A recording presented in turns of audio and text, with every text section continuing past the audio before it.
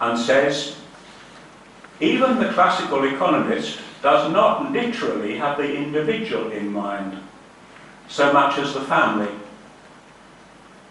Of course, some hardy souls will pursue the will-o'-the-wisp of sovereignty within the family, so as to reduce even these family collective indifference curves to an individualistic basis, end of quote. Are we to infer that for Samuelson, welfare economics should interpret the consumer as a household, not an individual, but should not pretend to look inside household preferences? Be that as it may, Samuelson says about the minimum sacrifice doctrine of public finance theory that this goal can be obtained only if the marginal utility of income after taxes is equal for all individuals. Unfortunately, he does not discuss just how this is to be understood if the individuals are in fact households. The same is true of his comment on the social welfare function, where he writes, "Our ethical observer," the one who constructs the social welfare function, "our ethical observer need only decide what his preferences are as between the given levels of satisfaction of different individuals." He doesn't mention households at this point. More generally, the same issue arises with respect to the central Paretian notion of it not being possible to make all individuals better off simultaneously.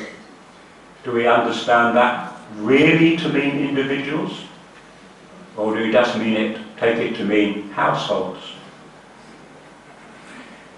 I note finally Samuelson's claim that especially where problems of the present and the future are concerned, modern philosophers balk at the assumption that what people think is best for them really is.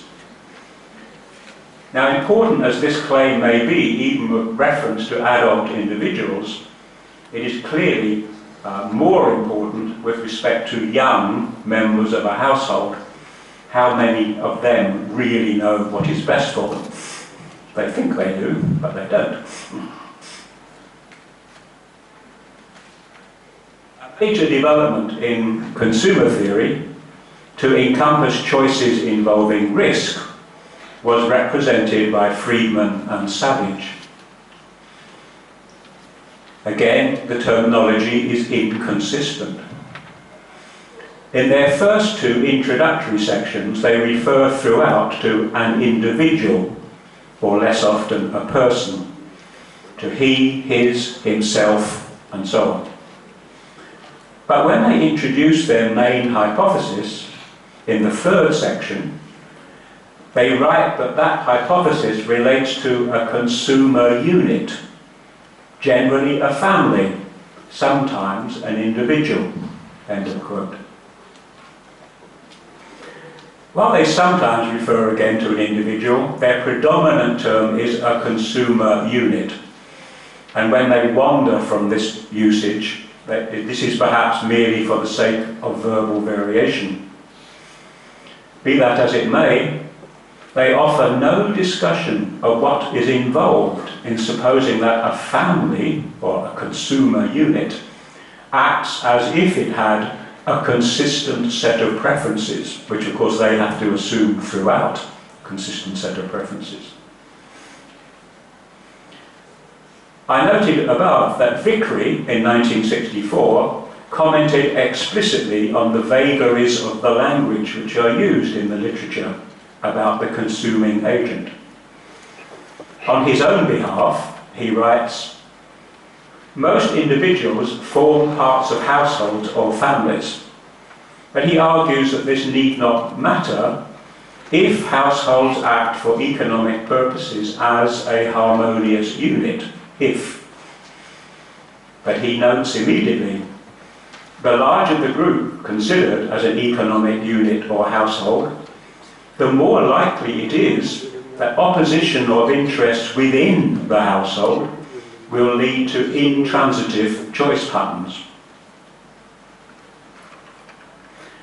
Vickrey suggests that within the household, interpersonal comparisons are in fact made and given effect.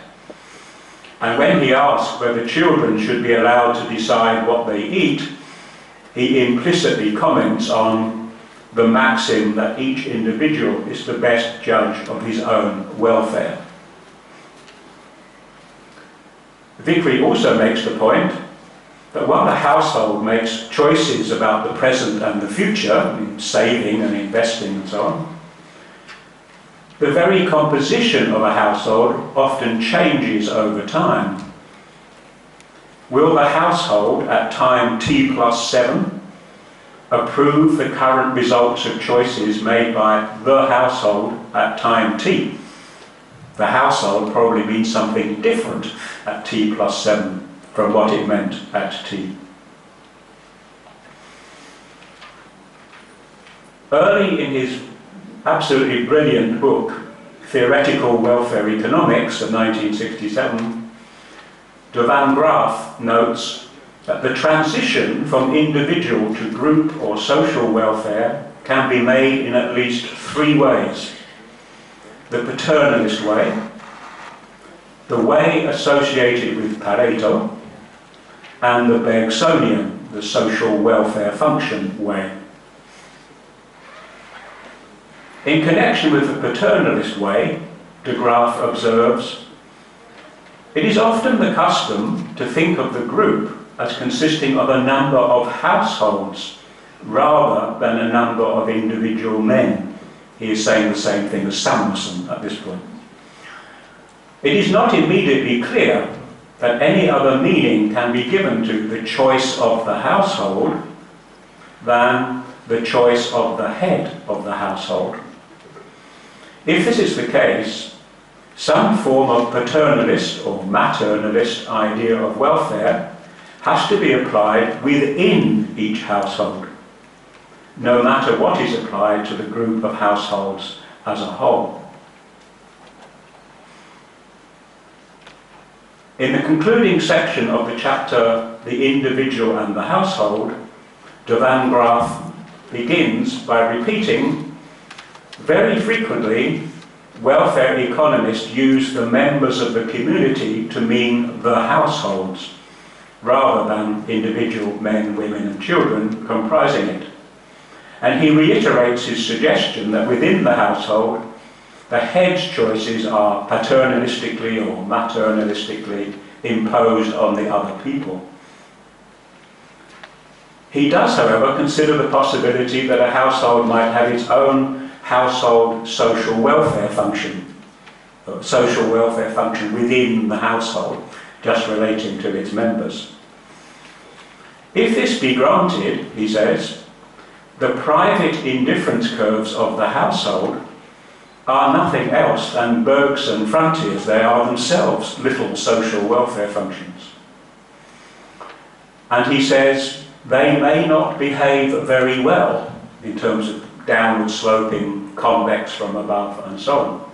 They may not behave very well, especially since external effects are likely to be extremely important within a household.